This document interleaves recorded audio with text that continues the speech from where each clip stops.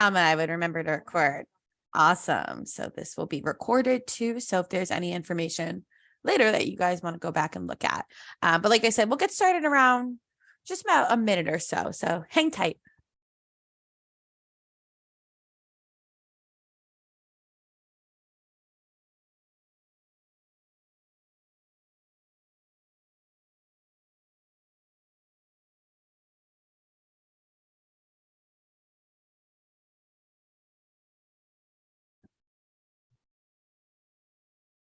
Actually, while you all are here, I'm going to put a link in the chat, which is a way to stay connected with Columbia SEPA following this presentation. We're hoping to do a financial aid event with Localized as well, but it's a great way to stay in contact with us, get on our email list, stay communicated with us. So that's there. It only asks you for your email, your name, and program of interest. So it's pretty short. I definitely recommend filling it out. We'd like to track demonstrated interest as well. So I'll put it in the chat also throughout the presentation. So, all right, I think for the interest of time, we can go ahead and get started. Hello, everyone. My name is Brianne Kane. I am one of the Associate Directors of Admission here at Columbia University School of International Public Affairs, otherwise known as SEPA. Something you'll learn very quickly today is here at Columbia, we abbreviate everything. So while I say SEPA, that's what it stands for. So if you did not know that, that's what it stands for. We have a really great presentation today. I'm going to just speak for about 25 to 30 minutes, giving an overview of our program, our offerings, our degrees, and a little bit about the admissions process if you are interested in applying for an upcoming term, especially for fall 2023, with those deadlines coming up actually very soon. Around the 11:30 a.m. Eastern time mark, sorry, that's what time zone I'm in right now, I'm going to open it up for a Q&A with our wonderful alumni who you see on the screen, and then if you have not read her bio during my presentation, I recommend you take a look at it. She has done quite a lot of work, and I'm really excited for you all to hear about her experience as well. We will use that Q&A feature that you see here. So if you have questions for me about the admissions process or just generally about SEPA, feel free to put them in there. But when we start doing a Q&A feature with Menan, we'll use that to track the questions as well. And lastly, this is being recorded. So I know I mentioned that a little earlier, but should you want to go back and look at the information and whatnot, you're able to do so. So we can go ahead and get started. So just to start, I get the question pretty frequently of why Columbia, why particularly Columbia SEPA for this program. And it's an excellent question to ask. Something that I like to look at kind of a larger scale is why study international affairs or international relations or public policy or public administration. And I think that's the start. So why now? Why is this field so important? And I think it goes without saying how engaging and ever changing this field is. Think about how much has happened in the last year, in the last 5 years. Menan and I were just talking about COVID before we got started and the impact that's had. But think about how much this world is changing every single day. So the world being a constantly evolving place, we need more leaders like you all and policymakers to take the reins of our future. I always like to say that the future is in the hands of the next generation. So we need very passionate leaders like you all who are joining today. And then beyond that, Columbia, so looking at it at more of a micro scale, we were actually founded in 1946. So we were founded in the aftermath of World War II. And the reason that we were founded was because it was a place for diplomats and officials and other professionals to have a spot to meet the complex needs of a post-war world. And that was the mission of the school. And that is still the mission of today. That's what we're preparing students to become and have that place to be.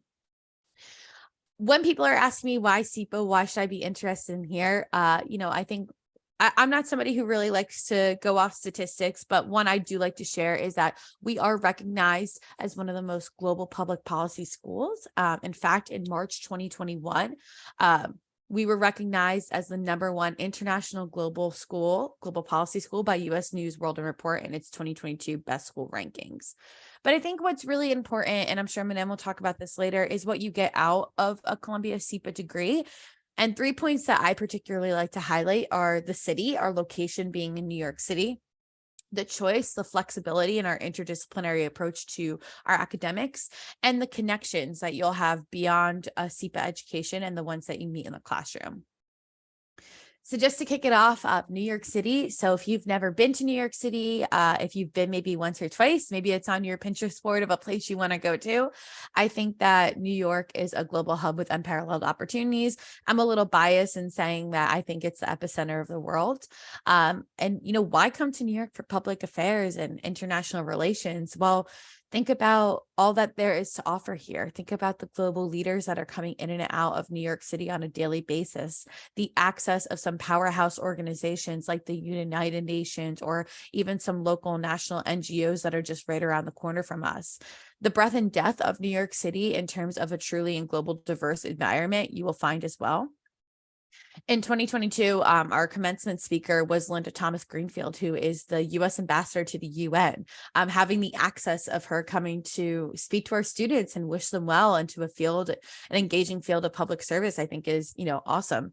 But the access of her living in New York and being able to come too is great. But the professors that come in, the speakers that come to campus, it's really having that backyard of New York City, I think is incredible. And I think on a personal note, you can grow a lot in New York City. You get to learn so much about yourself here in New York. You'll take the subway in the wrong direction at some point, but you learn a lot about yourself. And then this picture in particular, I just want to share is actually the Empire State Building lights up blue and white each year for Columbia commencement. So this is a photo of when it was lit up for our Columbia students. And then choice. So I think it's really important, in particular when you're looking at graduate school studies, to think about the options that you have, and you want to make sure that you're picking the best program for your interests. So Columbia's program, SEPA's program, has an interdisciplinary approach where you'll get the basis in economics and quantitative studies, politics, and policymaking. But beyond that, we want you to have a real choice in what you're looking at. So we have 450 courses offered at SEPA, and then over 1,000 to choose from at Columbia at large. So with that said, perhaps you want to cross-register, and maybe you're interested in our technology, media, and communication specialization, and you might benefit from taking a journalism course at the School of Journalism. Well, you have the option of taking a course at the School of Journalism without having to be a School of Journalism student. Maybe you're really interested in human rights and humanitarian policy, and there's a course in the law school that really aligns with your ultimate career goals.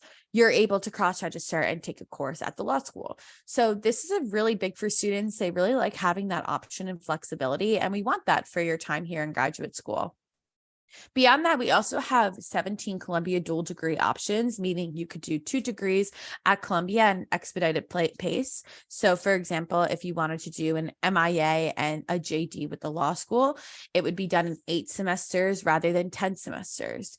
The nice thing about a dual degree is that you get the option to both networks, both communities. We also have international dual degree options. We're a member of the Global Public Policy Network, where we partner with some schools internationally, where you do 1 year at SEPA and 1 year abroad. The way our dual degree programs work is you have to apply to both schools and be admitted to both schools. And then the conversation will then go to our Office of Student Affairs. And then connections. So think about the people that you meet in the classroom. Think about the professors that you work with in the classroom, the offices that we work with in your time here. I think it's really important when you're looking at graduate schools to think of who are you going to benefit from in the classroom. We have an esteemed faculty. We have just over 70 full-time faculty, just shy of 300 adjunct faculty, and about 94 active scholars and active researchers on our campus. So our faculty bring their real life work experience along with their network and their community to the classroom that you get to learn from. One of the faculty members actually on the screen is Joseph Stiglitz, who is a world-renowned economist. So if you're thinking about taking international finance and economic policy or economic and political development, you may benefit from taking a course from him. And then our Career Advancement Center. So where will you be after your 2-year degree here at SEPA? How can you benefit from the services here? So my favorite fact to share is actually all the way at the bottom, and it's that SEPA students have lifelong access to career advancement services, meaning that maybe 10 years from now, you want to have a complete career change, or maybe there's an organization recruiter that you remember speaking to during your time here that you want to get in contact with. You'll have lifelong access to the services that are available here, which I think is incredible. All SEPA students do take a 1-credit course in professional development as well. So you'll start to get those skill sets to prepare you for looking for your required internship or postgraduate work. Some other things to consider is that they do over 3,000 hours of advising appointments throughout the year. We post internships and full-time postings on SEPA Link, which is kind of similar to Handshake or LinkedIn. And then just over 91% of our students were employed or in graduate school within 6 months of graduation for our class of 2021. Shifting gears a little bit, I know I gave you my background as to why I think SEPA is a great place, but I want to talk about the program offerings that we have here. So we have 8 degree programs here at SEPA. The most popular ones are on the left-hand side, the 21-month full-time program. So our 21-month full-time programs are about 2 years long. We offer our traditional Masters of International Affairs and Masters of Public Administration. We also have a Masters of Public Administration in Development Practice. Then we have other programs that I like to call more boutique, so they're specialized in different ways. So a 12-month special program in economic policy management or environmental science policy. We have a 5-year PhD program looking at more the doctoral level in sustainable development. If you're planning on working full-time and you want to look for one that's on a part-time basis, we have an executive MPA program. And then our newest program that's actually starting this summer is a 10-month specialized program in global leadership. So it's for folks who have over 10 years of work experience. Today, I'm going to focus more on the left-hand side, our 21-month full-time program in an MIA and MPA. I get a lot of students who are like, oh my gosh, I'm so torn. Which one should I apply for, the MIA or the MPA? And to be quite honest, they're actually very similar in terms of their degree requirements. I would say what really gets us to know what you are looking at and what your career goals are the concentrations and specializations that we offer here. So I like to say that concentrations and specializations are like majors and minors. Think of it that way. Your concentration, kind of like your major, you take 5 courses in, and your specialization, kind of like your minor, you take 3 courses in. And you can see the ones that we offer, these 6 different concentrations, are really robust pillars, and you can actually focus a little bit more. So maybe in humanitarian rights and humanitarian policy, you're more driven to human rights, or urban and social policy, you want to look more at the urban side.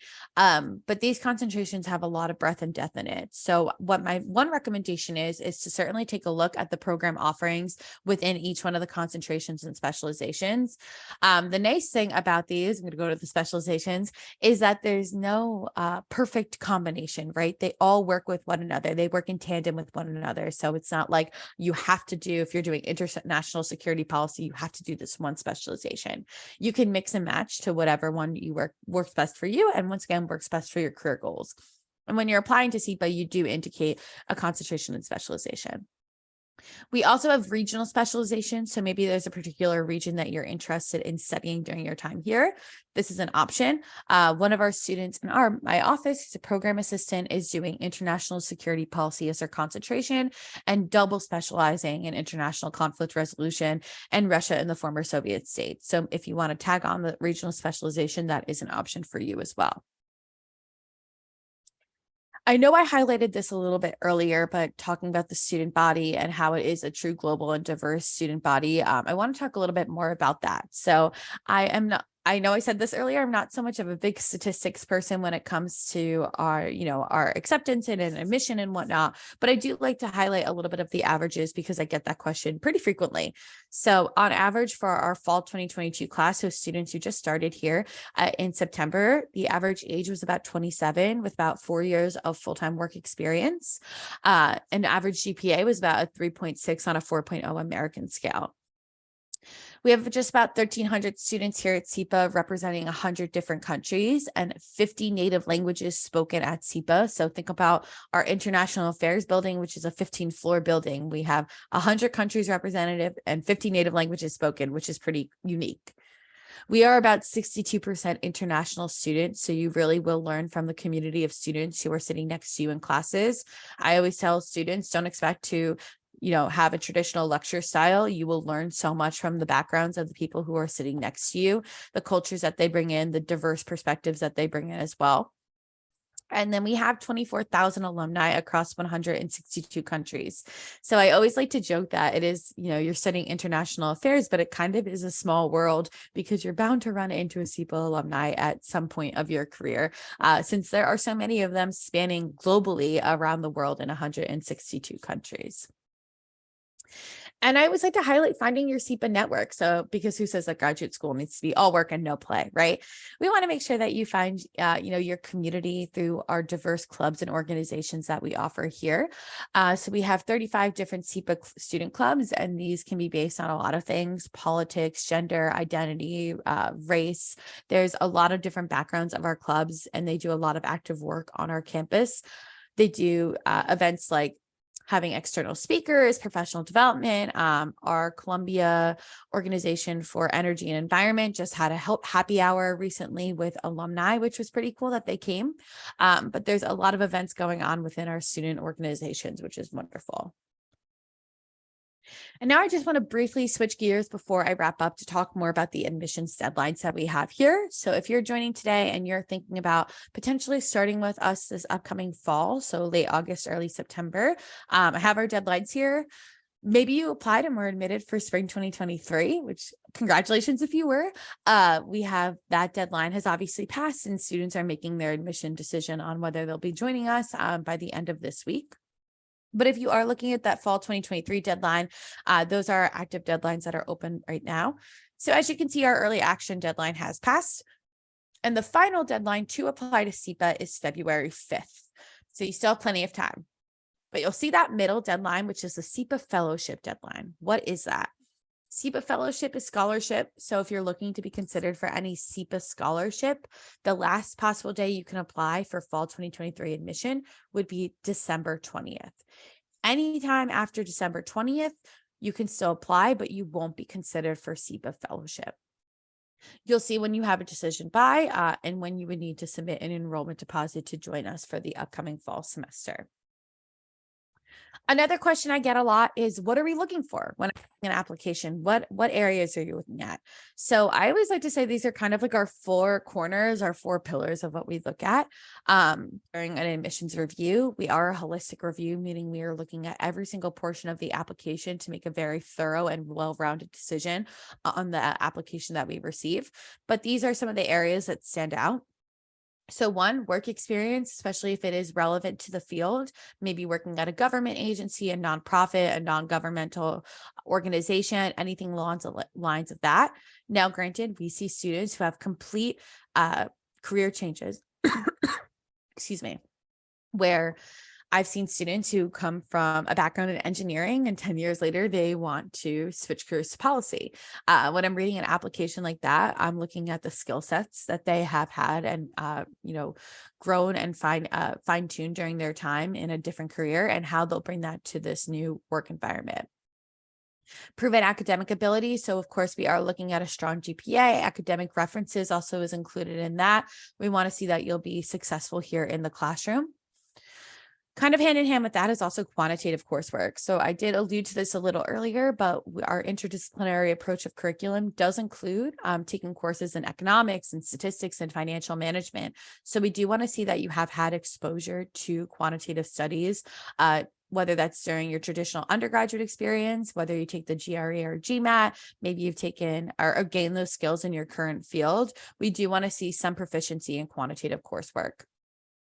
And lastly, and kind of above all, is a true passion for public policy and international affairs.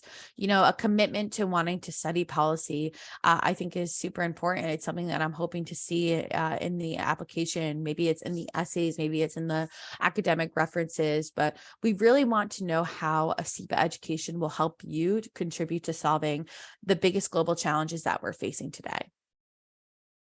And then just an application checklist. This is a bit overwhelming, but in terms of what we need, items like your application fee, your writing, your personal statement and short essay, your video essay, letters of recommendation, resumes, transcripts for anything after high school we need a transcript for. We are test optional for the GRE GMAT for all of our programs except our economic policy management program. We do require GRE GMAT for that.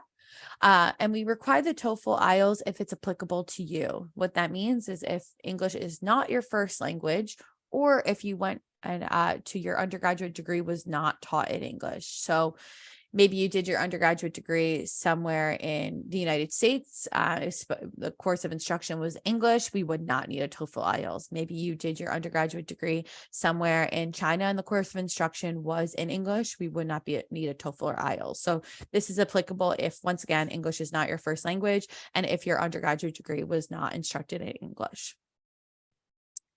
And then just before I wrap up and turn it over to our Q&A, I like to highlight a financing strategy because, at the end of the day, graduate school is expensive. Living in New York City is also expensive. So I think it's important that students come into looking at, graduate school with a strategy, thinking about the best ways to finance their time here.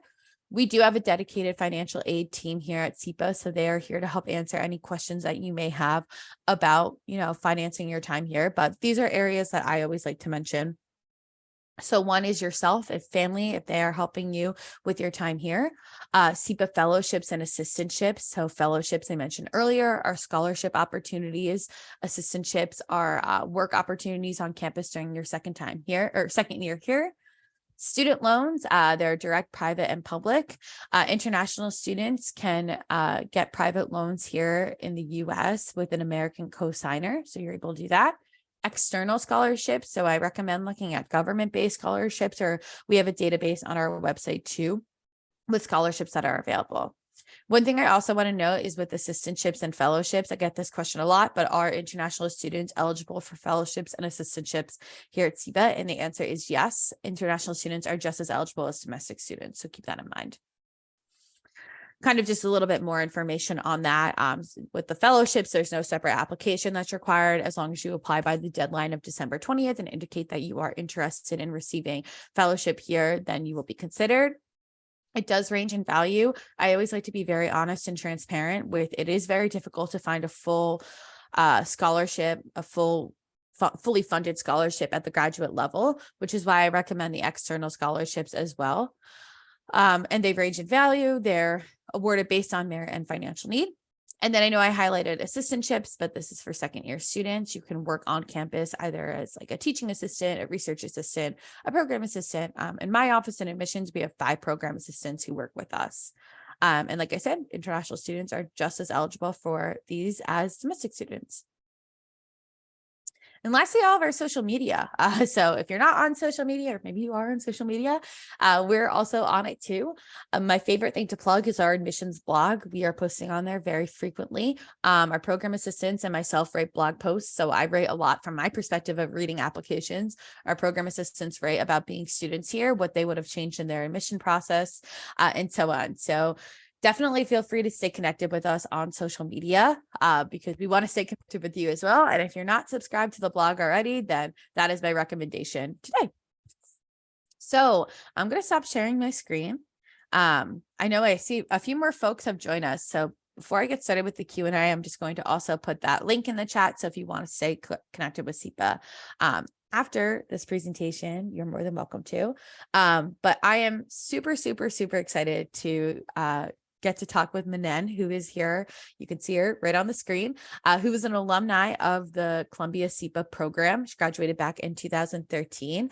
This is a time for you to ask questions for her as an alumni, what she would recommend, what her experience was like in the program. So Menan, if you wouldn't mind just introducing yourself, maybe your background, what drew you to this program, and what you're currently doing right now.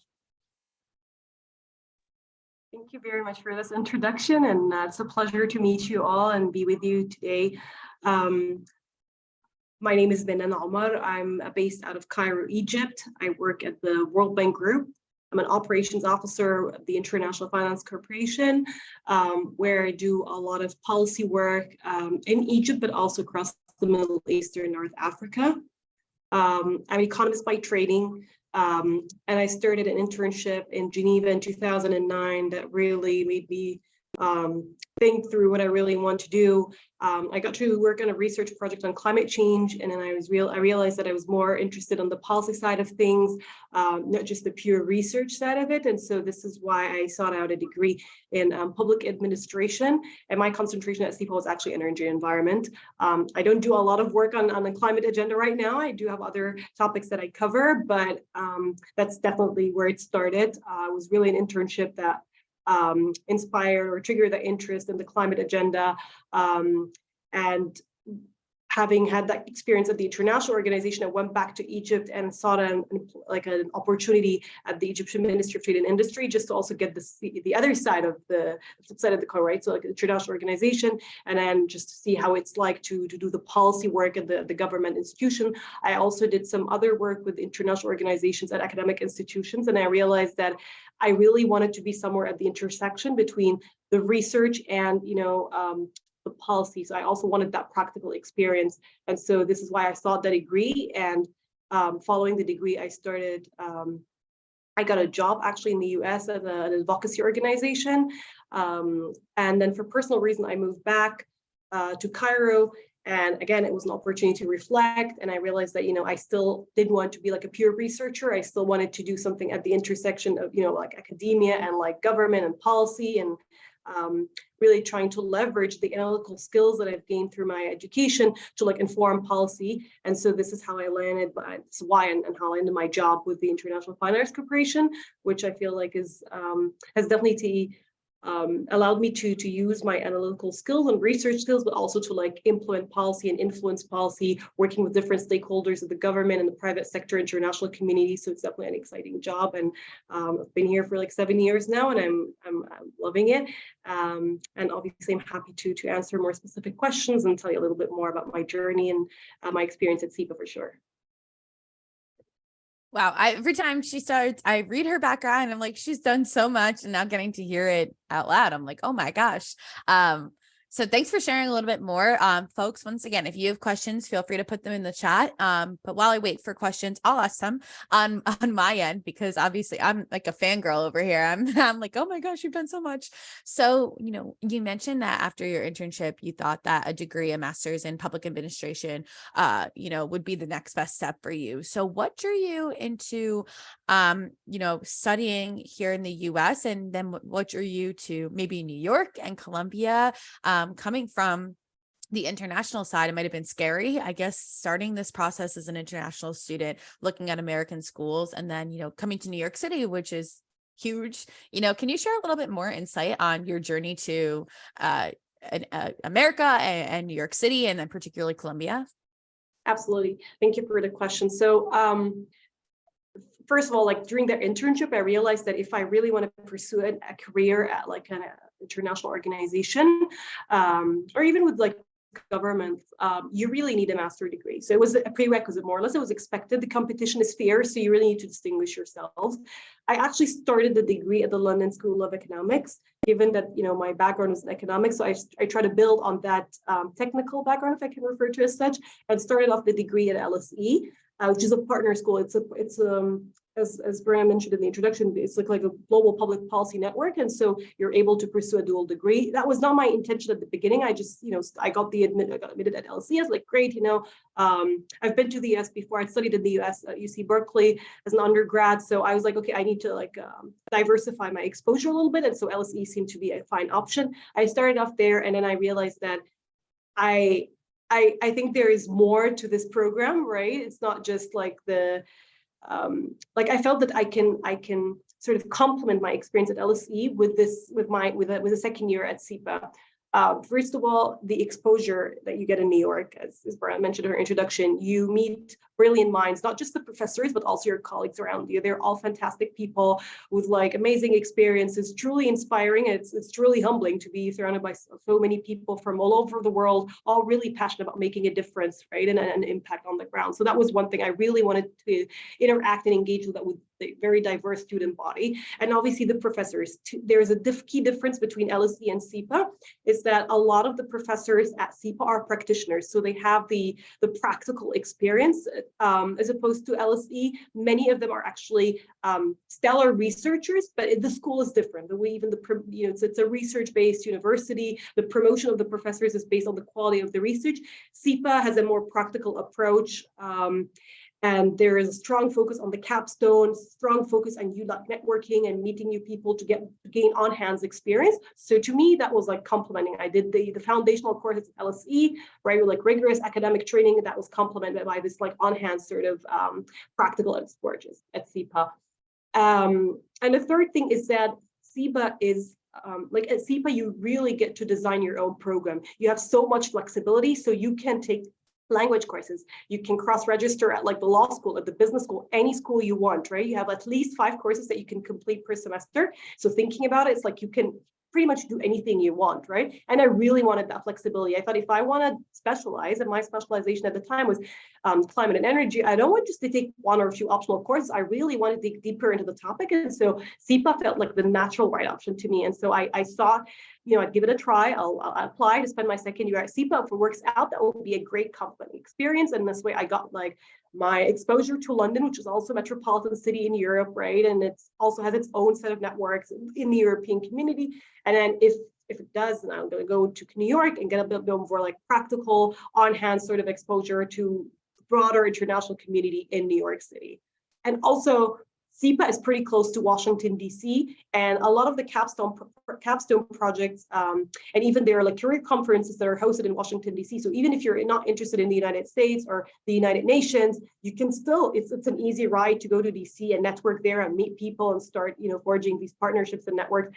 I didn't necessarily land the job through my capstone experience at the World Bank, but at least it gave me an insight on what these guys are doing. I was able to visit multiple times. I joined the career conference. So I hadn't already, like, by the time I went back to Egypt, I already had an idea of what to expect and what I really to do. And that definitely added to sort of the value that I brought to the table when I applied to the job.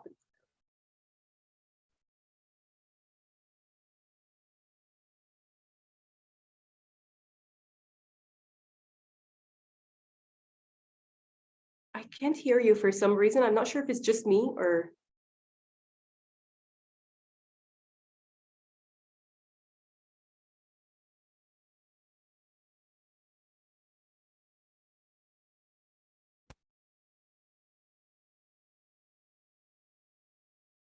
Now, can you hear me now? Okay, perfect. Sorry about that. But I really enjoyed your answer. I always say with graduate school, I went to graduate school, not at SIPA, but I think it's so important to have that flexibility because you want to be able to get the most out of your degree, especially when you're investing 2 years of your time and you want to be able to take the courses that are so important, network outside the classroom. So I'm really happy that you touched on that a bit more from your perspective. And from the academic side, I'm curious to know what was maybe one of your favorite classes you took, and what was a class that you took and you were really surprised by? Maybe you weren't initially sure if you wanted to take that class, or maybe the outcome of what you learned in that class was one that maybe you use today in the job that you're in.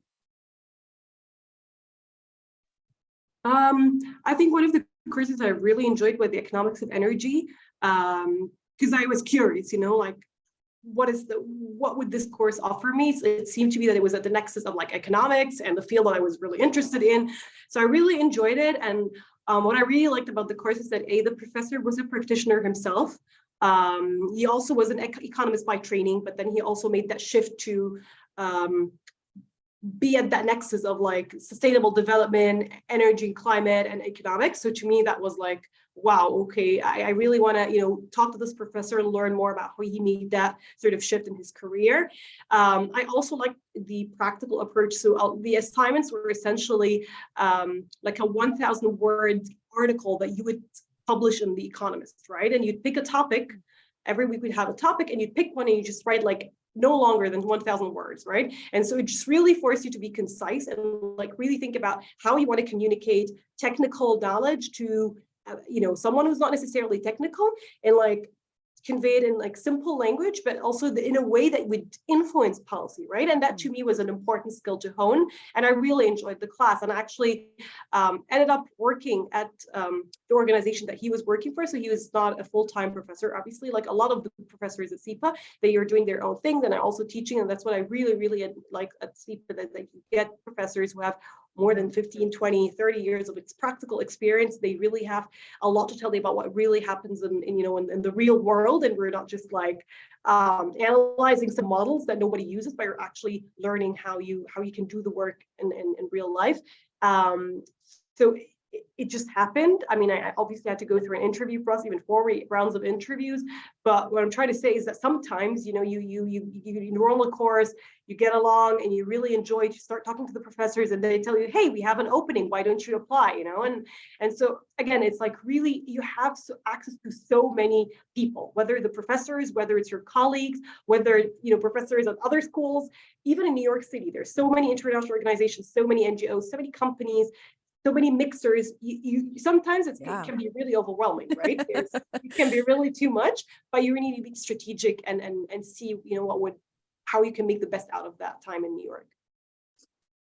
I think one of the things you just mentioned is something that I'm curious with. So you talked about creating these relationships with your professors and with your peers. So and making sure you build those relationships. So do you still keep in touch with some of your professors and peers?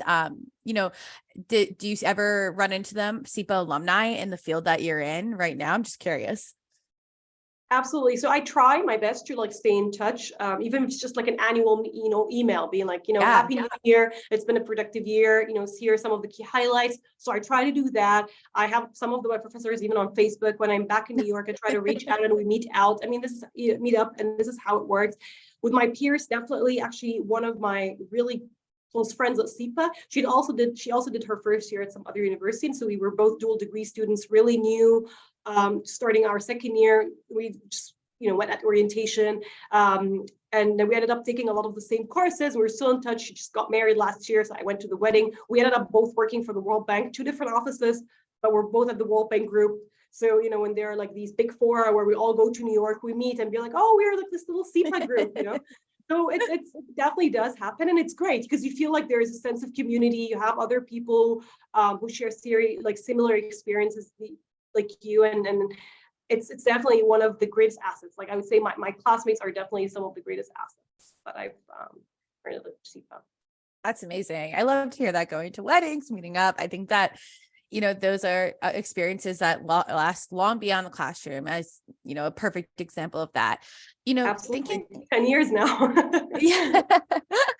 Thinking about on the application side, thinking about when you applied, a few years back, with your role at the World Bank, I read a lot of applications of students whose ultimate goal is to work at the World Bank. And that could be the case for many of our students who are here today.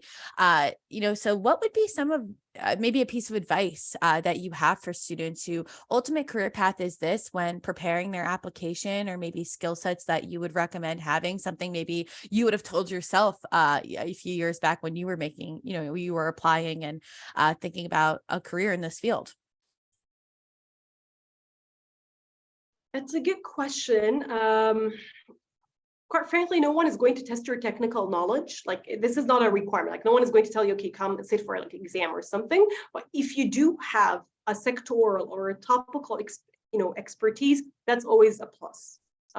We're increasingly moving away from like economy-wide sort of interventions, trying to be very focused on trying, at least in my case, at the International Finance Corporation, we're the private sector arm of the World Bank Group. So what we're trying to do now is create market opportunities for the private sector. So the more focused and the more targeted we are, the better. And so if you bring a specific sectoral topical expertise, that's definitely a plus. So if let's say you're interested in climate and energy, and you feel like there's a more technical school course at the engineering school, just do it. Try to position yourself as some expert, right? So that's something that I would recommend for sure. a lot of soft skills, right? So like being at SEPA is already like you get that seal on your resume, right? You're also like implicitly telling them you're able to navigate a multicultural environment, right? And that's really important for international organizations. You'll be working with teams and people across different countries, different continents, different time zones. So you need to be able to demonstrate this awareness, cultural sensitivity, and ease of like working in a multicultural environment. That's really important. And already like having that SEPA seal on your resume, you're already signaling that to your prospective employer, right? You're already telling them that you are exposed to like important discussions, global, that they touch upon global developmental challenges, and that's just also equally important. Showing that you are aware of like global challenges, what is happening out there. You don't want to be someone who's very narrow. It's like, I know everything about Egypt, but nothing else in the world. But, you know, you tell them I was at SEPA, I met with all these colleagues, I took all these courses, I was in New York City, you know, that's already like signaling to them that you're someone who's interested in global affairs and like the global development agenda, right? So that's also something that I think was definitely a plus in my application, just to demonstrate that international exposure and that interest in like supporting the global development agenda. Awesome. So I have one more question on my end. So for folks who are listening and are engaged and whatnot, you know, feel free to put any questions in the chat, once again, in that Q&A feature or the chat, whatever works best for you, to ask Menan while we have her here. But my last question is, you know, above all, what was your favorite experience at SEPA? Do you have like a particular favorite memory that you kind of hold close to your heart? And when you think of SEPA, you kind of reflect on that? Yeah, one of the things that I did, it was an extracurricular activity. It was like an initiative that was run by one of the professors to spend a day at the UN. And like, I mean, at the time, it's not like you need to do an internship. She just really assigns people to departments based on your interests. So again, to me, it was like climate, sustainable development. I got to spend a day at there and really just shadow these people and see what they're doing. And I've met so many people on that just one day, right? Like everyone was really keen on showing me around, like also knowing what I want to do and support in whatever way they can. I also was there just to listen and network and I don't think that, you know, this is the kind of exposure that you get everywhere. So that's definitely a fond memory. And I think it also triggered my interest again to like consider an internship. And so I did actually an internship while at SEPA, at the UNDP. And SEPA has that flexibility. You can actually get credit for your internship. I'm not sure if this has changed, but at the 10 years ago, that was an option. You could do an internship and you could get credit for that. And I did one at the UNDP. And again, I'm highlighting the importance of networking and importance of networking even remains today at my job. Like today, it's all about, networking. It's all about connecting with people in different teams and getting the right support network for your own work as well within the organization. And I landed that opportunity through an alumni mixer. Was also organized by SEPA. It was like a SEPA alumni mixer. And I was just talking to one of the alumni. She was working at the World Bank. So I was telling her, this is something of interest. And I spent this day at the UN. And I think, I should probably leverage, my time here in New York. And she said, I know of someone who may be looking for an intern. Let me put you in touch. I immediately spoke to the person. It seemed that there's an interest and mutual interest, right? And so this is how I got my internship. I did not have to go through a formal application process. Obviously, internships are not paid, so it's not a big deal, right? It's unlike a paid job where you actually have to go through a formal application process. But sometimes they have the leverage to hire interns, and especially if you're not paying you and you're going to get credit, by all means, right? You get the experience, they get to see some of your work, and who knows, it can always evolve into something. There is no guarantee, but at least you try to set your foot in the door. Absolutely. I think that a lot of the students who are looking to apply to SEPA are super eager and will go on LinkedIn and utilize our alumni. And I mean, I cannot speak high enough about the alumni community here. I mean, I think Menan is a perfect example of it, but we reached out to her to see if she'd be interested in speaking today, and just the eagerness and willingness to come talk to more SEPA interested students is always so helpful to get your perspective of the program, and now to see you going off to do incredible things. So certainly those who are here, don't be afraid of LinkedIn. It can be a really great place for you to start making those connections, and networking is a really big part of the graduate school experience, and certainly at SEPA. I did see a question come in, and I might ask you to clarify it to the guests who did ask it about mobile payment and local banking. It says mobile payment, local banking are not easy doing business. So I don't know, Menan, if that's something that is in your field. I don't know if the question is, is it a difficult field to be in? But if you are here and you want to clarify it, definitely feel free to do so that we could do that for you, get that answered. But as we wait, like I said, should you have any questions, please put them in the Q&A. I do want to also invite you all to stay in contact with us here at SEPA. I put that link in the chat. I'll put it in again, just in case you didn't fill it out, but this will get you connected moving forward. If we have any alumni events featuring people like Menan who talk about their experience, application deadline updates, things like that.